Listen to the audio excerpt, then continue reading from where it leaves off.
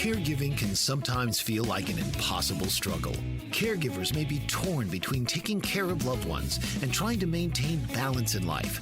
The good news is that it doesn't have to be that way. The Caring Generation with host Pamela D Wilson is here to focus on the conversation of caring. You're not alone. In fact, you're in exactly the right place to share stories and learn tips and resources to help you and your loved ones. So now, please welcome the host of The Caring Generation, Pamela D Wilson.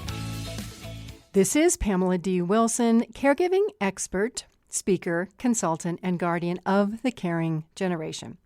The Caring Generation focuses on the conversation of caring, giving us permission to talk about aging, the challenges of caregiving, and everything in between. It's no surprise that needing care or becoming a caregiver changes everything. The Caring Generation is here to guide you along the journey to let you know that you are not alone. You're in exactly the right place to share stories and learn about caregiving programs and resources to help you and your loved ones plan for what's ahead. Invite your aging parents, spouses, family, and friends to listen to the show. If you have a question or an idea for a future program, share your idea with me by responding to my social media posts on Facebook, Instagram, Twitter, YouTube, and LinkedIn. This week, the topic is being realistic about a parent's health. Often, fear gets in the way of being comfortable having conversations with aging parents about their health, or if we are the ones with health issues. Anxiety or hesitation may exist in our ability to initiate conversations with a spouse or adult children. During this week's program, we will talk about the health concerns of aging parents and combine these with three aspects.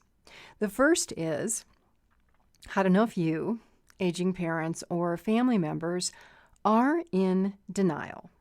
Second, how family caregivers may feel powerless when aging parents refuse help or won't discuss important caregiving issues. And last, we will review a list of steps you can begin taking today for being realistic about a parent's health so that you can plan ahead for your life. This list focuses on how to deal with denial. Let's begin by talking about health concerns.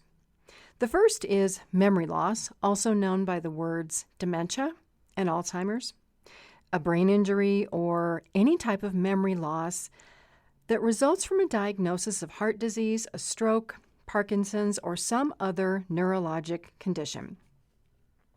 When signs of memory loss occur, and you may be surprised to know that this happens as early as 10 to 20 years before a formal diagnosis.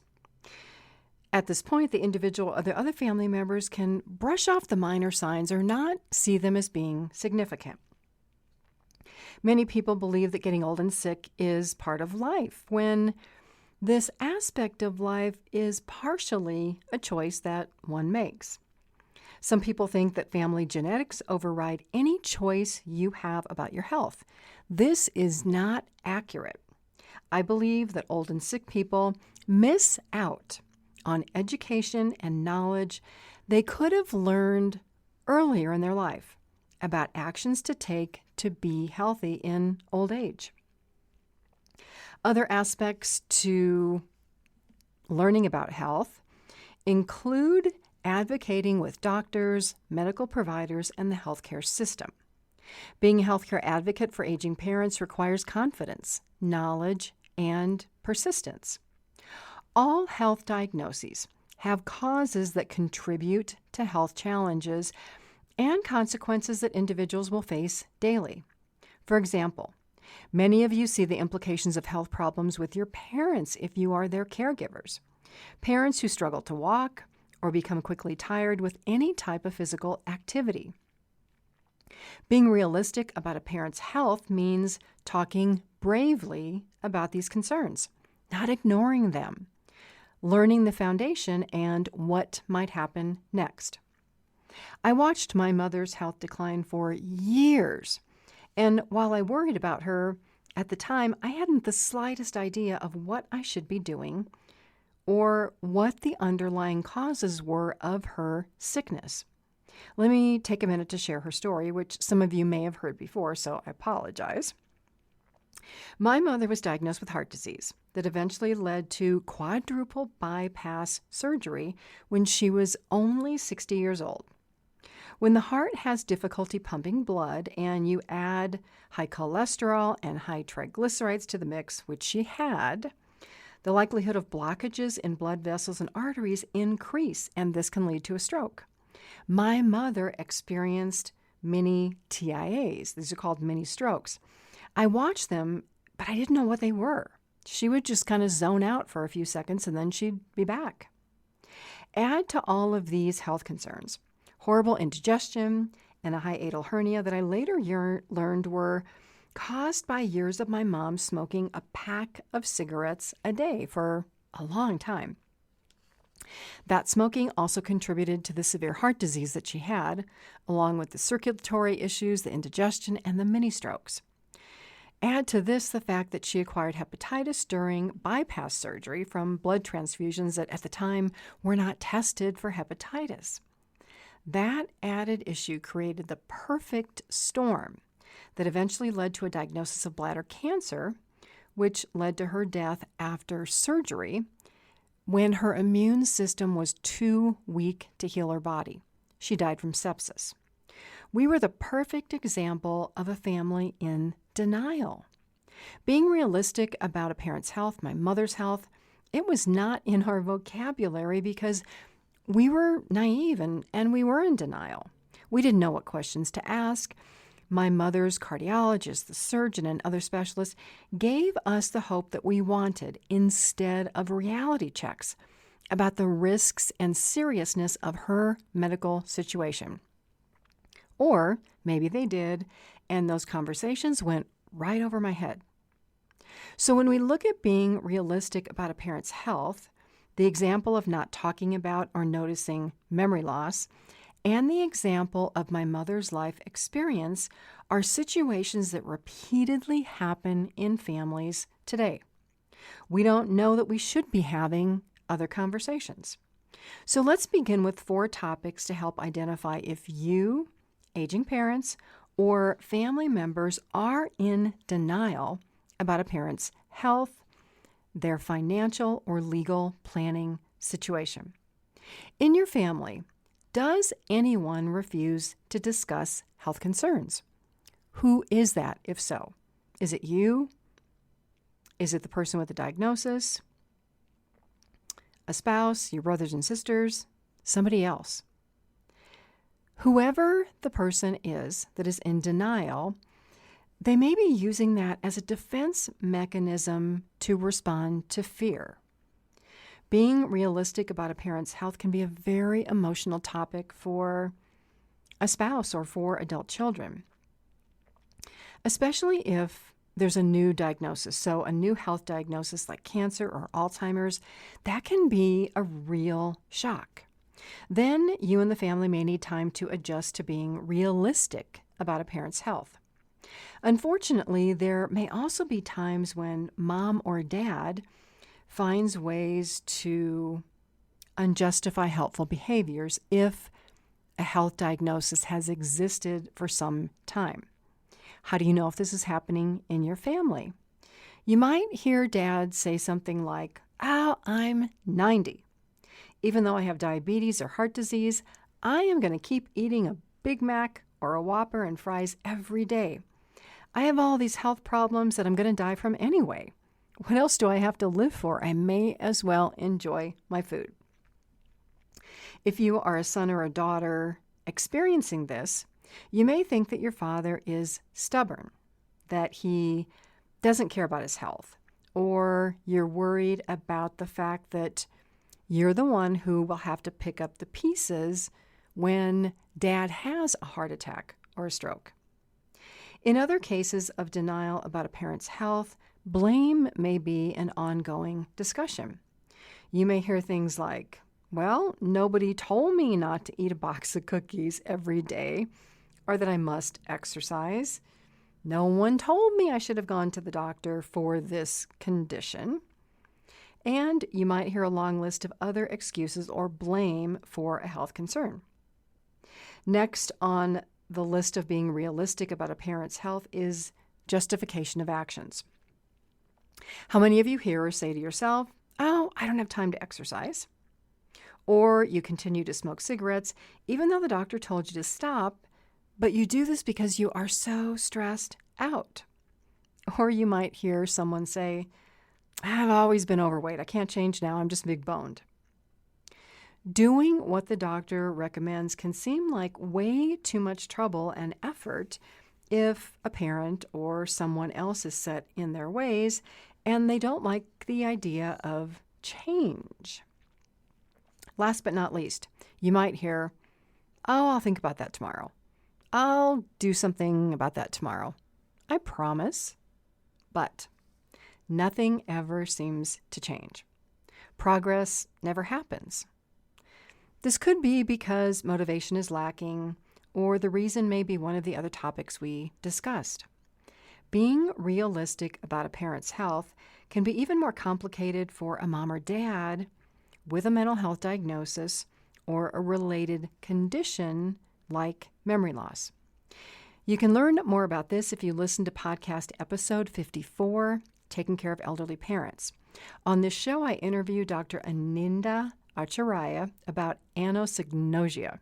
It's a big word. Anosognosia is a lack of insight into health concerns and safety concerns for people diagnosed with mental illness, those who've had a stroke, diagnosed with dementia, or who've had a brain injury. A lack of insight means that aging parents or spouses with any of these diagnoses may not believe that they have the health condition, and they may deny that anything is wrong with them.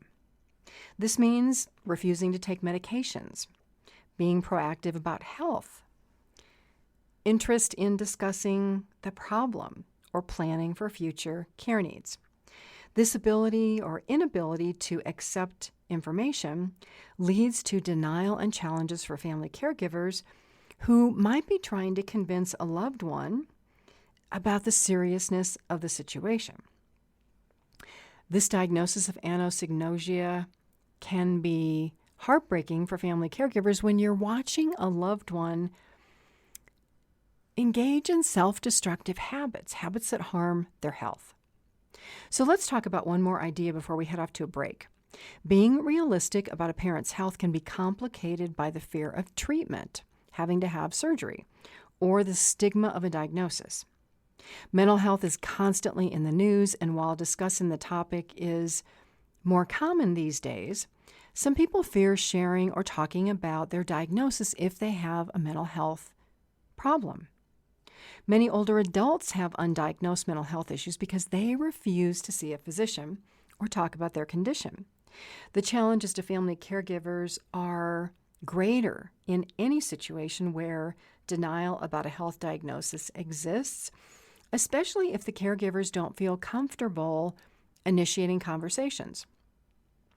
Let's take a short break. We'll come back with suggestions for family caregivers and what you can do to begin discussions about health with parents. I ask you to pay it forward to help others dealing with health, aging, or caregiving issues by sharing information about this show and my website, PamelaDWilson.com. The Caring Generation is available worldwide on my website and your favorite podcast and music apps like Apple, Spotify, Spreaker, and many more. You can find links to all of these on my website. As a caregiver, know that you don't have to go it alone. Caregiving doesn't have to be a do-it-yourself job. Visit my website to schedule a one-to-one telephone or video consultation with me. Click on How I Help, then Family Caregivers, and then Elder Care Consultation. You can also check out my online caregiver program, resources, and support page. This is Pamela D. Wilson on The Caring Generation. Stay with me. I'll be right back.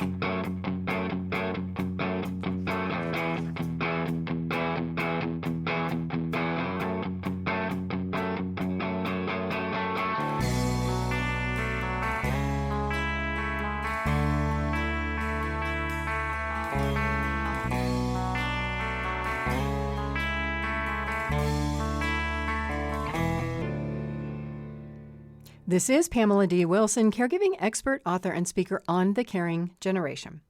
If you are looking for answers to caregiving and aging questions, visit and share my website, PamelaDWilson.com, where you will find my caregiving library, Caring for Aging Parents blog, online caregiver courses, and more. Let's return to suggestions for how family caregivers can respond and initiate conversations about being realistic about a parent's health when mom, dad, brothers, and sisters may be stuck in denial. Closing the door on discussions about caregiving health and other topics negatively affects everyone involved. Let me share a recent example offered by a caregiver who is the primary caregiver for his father-in-law. This caregiver is navigating hospice care and doing everything possible to make sure that dad is comfortable. The challenge is that, by all appearances, his wife is avoiding talking about her father's death, and she refuses to be involved with any caregiving tasks. If you are the caregiver in this situation, you might feel unappreciative for all of your work in caring for an in-law, and you might not understand why your wife is acting this way. There can be so many reasons that adult children want to distance themselves from the death of a parent. From an emotional perspective, an adult child may be afraid of watching a parent die, and they may not want this memory because they don't know about the dying process. Family relationships are also not perfect. There may be underlying anger, hurt, or difficulty forgiving a parent for something that happened years ago. So it's easier to avoid the situation than to confront feelings. So what do? We avoid seeing a parent who might be dying. Or it's difficult to think of making amends before someone dies because that might be a lengthy process. Or you don't feel comfortable talking about why you're angry with a parent who's dying. If you don't resolve these issues, though, unfortunately, guilt can carry on for years after a death, sometimes for a lifetime, because these issues remain unresolved. Other reasons. Talking about death in general may be emotionally troubling. Imagine how the dying person might feel. They may be angry, afraid, or in pain. Watching a loved one suffer can be difficult for a spouse or an adult child. These are not easy times, especially when families rely on hospice care workers to make sure loved ones are not suffering as death approaches by delivering medications and monitoring pain. It's almost as if a sudden death would be better than watching a loved one slowly disappear and decline over weeks and weeks or months and months. We all have to find our way of accepting the deaths of those we love and eventually planning for our own path to dying. Dying is about managing our emotional response to the situation of the person who's dying. Being a caregiver during this stage changes from expecting and hoping that a parent will improve to accepting that a parent's health will not improve, to shifting to the idea of comfort care and the idea of a parent passing away. These are the many reasons a family member may shut down, refuse to visit, or have difficulty being involved when a loved one is dying. These challenges bring us to the idea of compassion and empathy for anyone in denial. When an elderly parent or spouse refuses to discuss health or related topic, the best we can do is listen, ask questions, and avoid making suggestions. Through showing acceptance and working to understand another person's feelings, it may be possible to gain trust to move a situation forward. When any person views interactions as being bothersome or intrusive or being told what to do, they usually won't respond well. You may have already noticed this if you have attempted to have conversations with parents or push them into conversations if they're not ready. Refusals of any type by parents can be frustrating for you as the caregiver.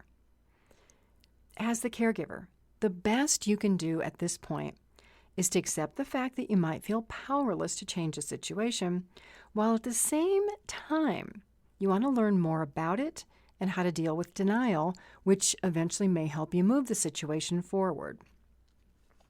Let's look at 4 areas for dealing with any type of denial, because we might find ourselves in this situation at some point in all of our lives, and this information may be helpful for ourselves. The first is to identify fears about the situation. For example, maybe you're a caregiver who wants to go to college, but you're not sure what your area of focus should be, or how you'll pay for school, or how caring for a grandparent or a parent will affect your ability to attend classes and complete your schoolwork. So what do? You delay because you don't know what steps to take first. Maybe you don't want to burden grandma or mom with the idea of you attending college. Being realistic about a parent's health may be the place to begin, since this can affect the available time that you will have to attend classes and complete your homework. You also might want to think about the negative consequences of not attending college on your future ability to get a job, build a career, earn income, have a family, get married, have children. So to begin, you can write down how all of these concerns make you feel. What worries do you have? What challenges do you see in caring for aging parents and attending college? By writing this down and going through these 3 steps of being realistic, looking at the consequences of not taking action, and examining your feelings, you can gather enough information to think about talking to parents or grandparents about going to college and caring for them. Now, as you go through this process, the answers will be different depending on your age.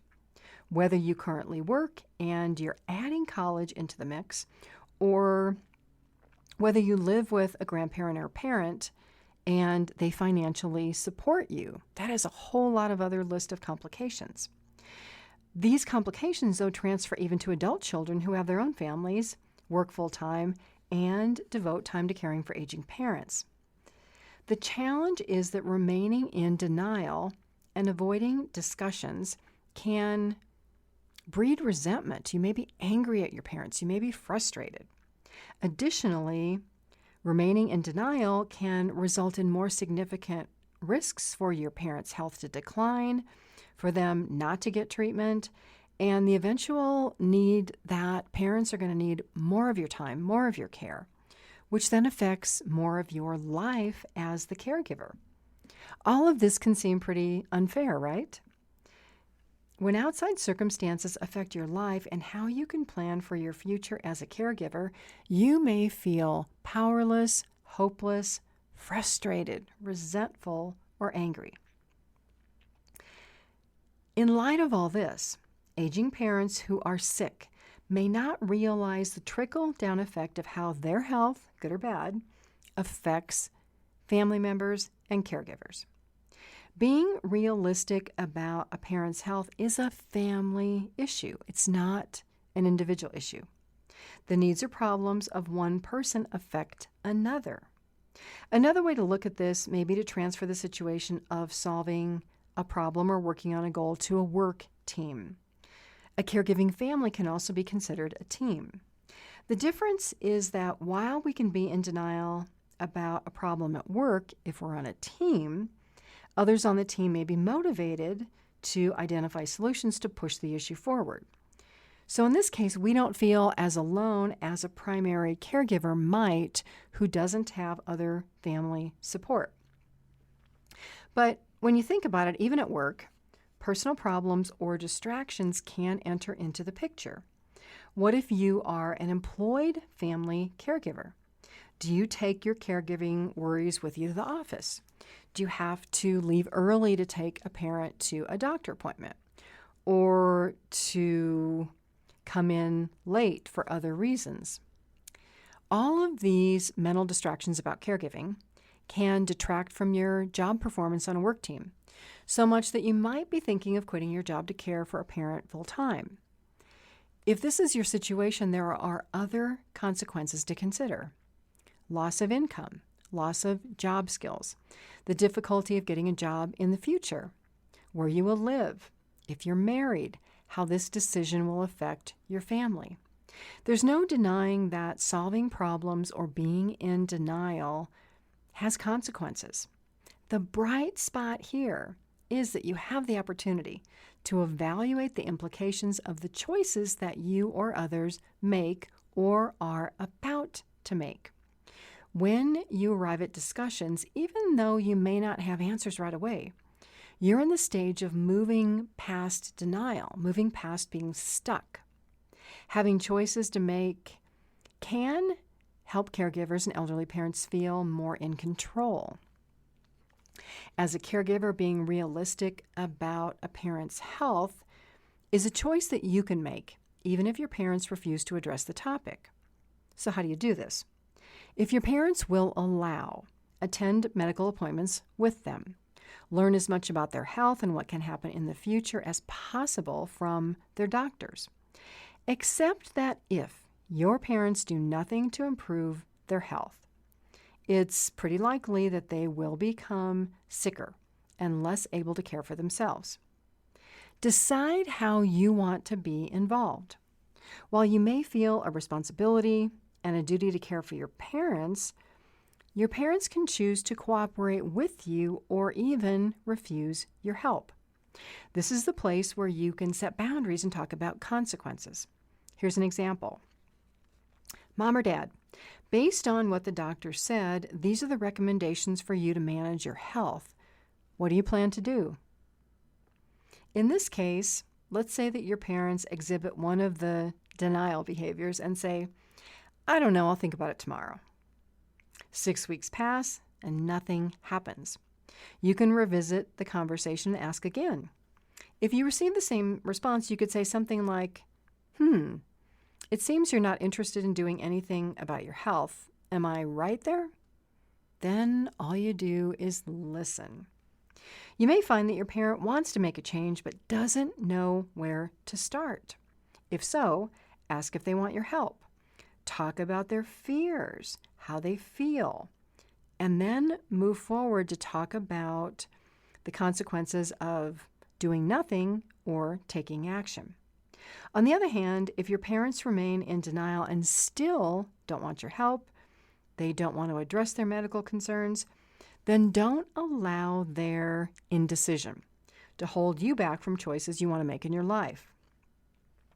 This may involve boundary setting to say, Mom, I'm taking a job. I'm going to college. I'm moving 1,000 miles away. If you have siblings, you might want to discuss options for care for your parents if you're not around. And then if something happens and your parents need help, decide that you'll do your best to help them. Figure out what you can do and be at peace with that decision. Caregivers have to be at peace with choosing to trade parts of your life to care for aging parents and spouses and choosing what comes out of your life. Is that your career? Is it delaying marriage, delaying college, delaying children, using your retirement savings to pay for their care? Every choice has a consequence. Nobody can make these decisions for you, and it may be challenging to influence the decisions a parent makes. While many caregivers tell me that they didn't have a choice to become a caregiver, becoming a caregiver is a choice. Caregivers can make better choices by being realistic about a parent's health and discussing with parents how they want to participate in their care and planning or not. What I find is that family caregivers who choose to learn about what's involved in caring for aging parents from the beginning of caregiving all the way to the end of life feel more in control. They make better informed decisions, and they have greater peace of mind about their participation. and what they do to care for elderly parents. Please share The Caring Generation and my website with everyone you know who's interested in proven, reliable tips, information, resources, and research about caregiving, aging, health, and everything in between. Invite people that you know to listen to this podcast each week that answers questions that caregivers ask. This is Pamela D Wilson, caregiving expert, advocate, and speaker. I look forward to being with you soon. God bless you all. I'm sending love, light, and hope to everyone. Sleep well tonight.